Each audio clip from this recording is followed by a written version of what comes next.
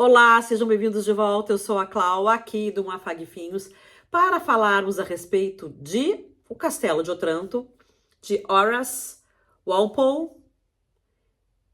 Meu inglês continua macarrônico. Vocês continuem rezando por mim aí, para que um dia eu consiga aprender línguas. Tá difícil, confesso. Não entro nesse corpício aqui. Como é que faz para falar? Eu consigo ler, eu consigo escrever, eu consigo tudo, mas falar, whatever. Então, continue rezando por mim e vamos lá com esse inglês macarrônico mesmo. Então, nosso Castelo de Otranto é um romance medieval, lançado em 1764, numa época em que estava vigente, digamos assim, o iluminismo, que todo mundo já estudou na escola, que eu não vou me estender, mas para lembrar o que era o iluminismo, digamos assim, o iluminismo foi um movimento social, cultural, filosófico que valorizava a razão em detrimento da fé, daquilo que não se podia comprovar cientificamente. Pensem numa Inglaterra em que se vivia o iluminismo, mas ao mesmo tempo existia lá a famosa Rainha Vitória, que era uma moralista de plantão. Por que eu digo que ela era uma moralista? Nada muito diferente do que existia na época e até pouco tempo atrás, tá? Diga-se de passagem. Talvez eu tenha, então, exagerado falando da Rainha Vitória. Ela foi uma grande rainha. O que acontecia com ela é que, em sua época, se pregou uma restrição sexual e uma moralidade religiosa muito importante, o que contrastava com as ideias do iluminismo. Como é que viviam naquela época? Como é que se podia viver?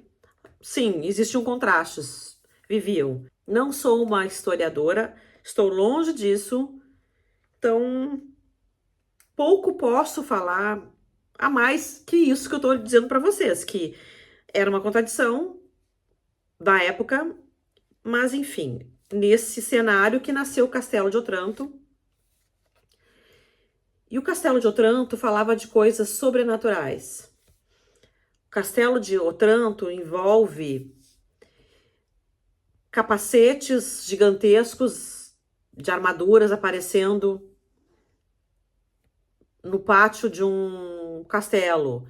Envolve aparições misteriosas, pessoas do castelo que veem vultos e que podem ser fantasmas. Pelo menos o livro nos leva a crer que são fantasmas. Esse é o cenário. Lembrando que o autor, quando lançou esse livro, ele deu um pequeno cambalachinho e mentiu que ele tinha feito uma tradução de um manuscrito medieval encontrado em algum lugar. E, na verdade, não era uma tradução, é algo que ele escreveu e isso rendeu a ele notoriedade. Ele não deixou de ser criticado em sua época porque, sim, havia o iluminismo, que pregava a racionalidade, e havia a moralidade vitoriana, que não ia aceitar facilmente coisas sobrenaturais. Um homem, o dono da porra toda, do castelo de Otranto, um lugar fictício, um senhor medieval, um tirano medieval, um déspota, está casando seu filho e ele morre justamente no dia do casamento, atingido por um capacete que aparece caído do céu, enfim, não fica claro, mas em princípio aquele capacete apareceu naquele lugar, ninguém sabe como, em cima desse homem. Só que esse noivo que ia casar foi atingido por esse capacete que era gigantesco, não era um capacete de uma armadura, era algo grande. Manfredo, desesperado, perdeu o seu único filho, resolve que vai casar então novamente para ter o seu filho, homem, e poder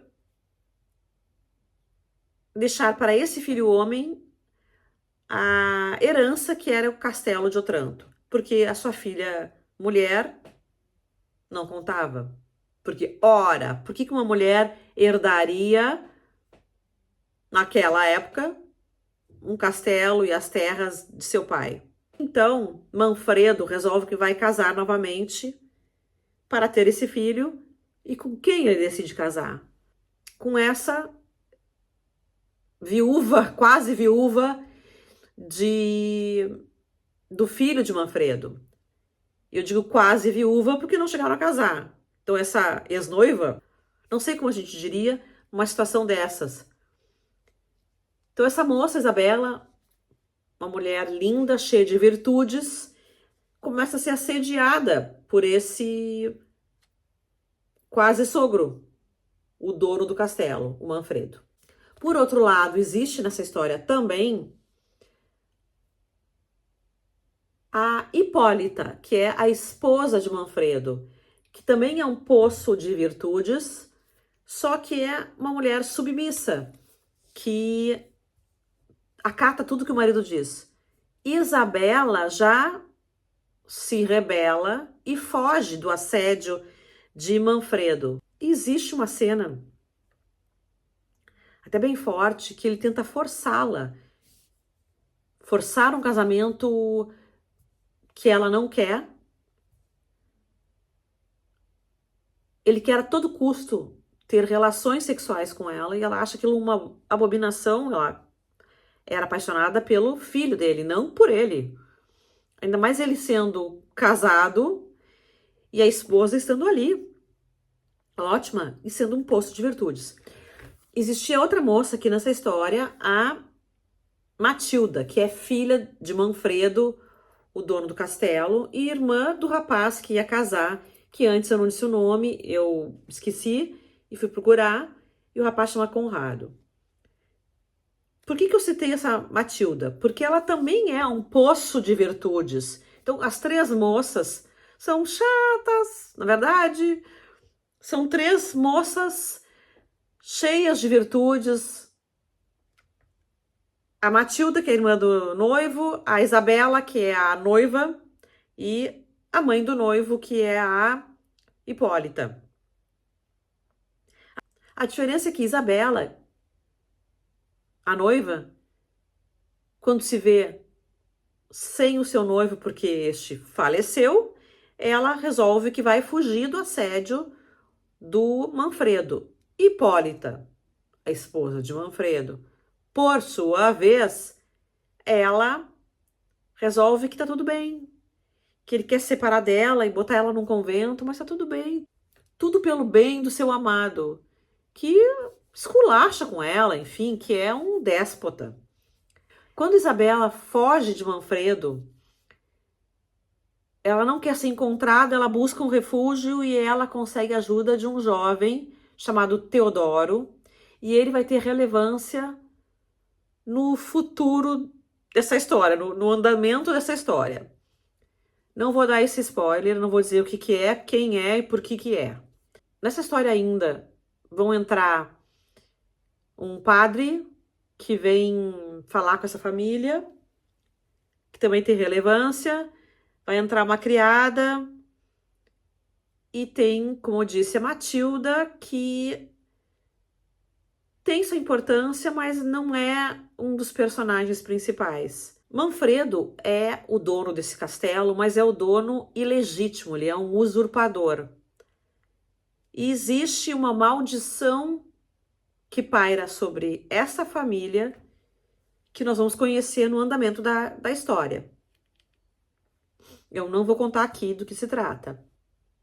Então, essa história trata um tanto de usurpação de poder, trata do sobrenatural como um elemento que faz justiça, porque vocês vão entender na leitura da história que o sobrenatural não vem para assustar, ele vem para botar os pingos nos is ali. Essa obra também fala desse conflito, aqui eu já falei, né, da razão e da emoção, porque o sobrenatural nos causa medo, talvez ansiedade, enfim.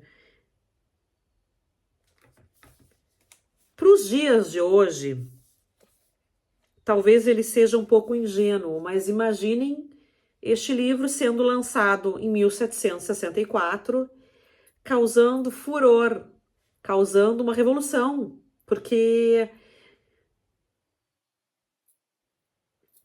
primeiro que ele ia contra o iluminismo, não contra de ser contra aquilo, mas ventilando ideias opostas, não como ciência, e sim como historieta sendo ventilada. Enfim, vocês entenderam, né? Tô enrolando para dizer que ele se opunha, entre aspas, ao iluminismo. Ao mesmo tempo, a moral vitoriana nunca ia admiti-lo, porque as igrejas não falavam a respeito do sobrenatural. O sobrenatural era algo do tipo: será seu o reino dos céus se você for um bom cristão. Mas não falavam do sobrenatural como aqui, de vultos, possíveis fantasmas, aparições e coisas caindo do céu, gigantescas. O que será isso? Enfim.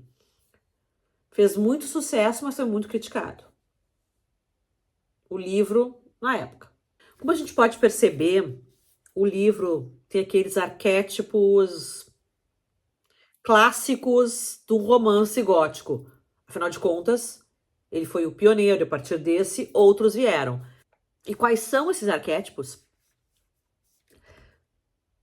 São aqueles clássicos do tirano que faz tudo o que quer, a hora que quer, da mocinha vulnerável, da donzela, do herói que é improvável, que surge a partir de sabe-se lá o que e da onde. O que importa, na verdade, é que a atmosfera desse livro é uma atmosfera, digamos assim, de suspense, de terror. É como se tivesse uma nuvem passando, uma névoa num castelo sombrio, perseguidores, fantasmas. É muito legal. Eu achei bastante interessante, bem agradável de ler. Uma fantasia que não precisa inventar grandes coisas para fazer sucesso. Eu tenho um certo problema com fantasias, as mais modernas, em que de repente inventam 1000 coisas num mundo improvável. E é tanto detalhe de mundo novo, que a gente se perde e não entende o porquê daquilo tudo. Eu acho isso aqui bastante interessante, agradável de ler, a gente lê numa sentada só. Te recomendo, vale muito a pena. Eu espero que vocês me deixem aqui seus comentários, o seu joinha, curtida nesse vídeo, e se você não é inscrito, que se inscreva, porque ajuda o canal a crescer e a levar a literatura a todos os cantos desse país. Semana que vem eu volto. Acho que a gente vai falar sobre alguns quadrinhos, a gente vai falar sobre outras resenhas. Talvez eu faça um vídeo extra na semana. E é isso. Te vejo no próximo vídeo. Beijos. Me liga.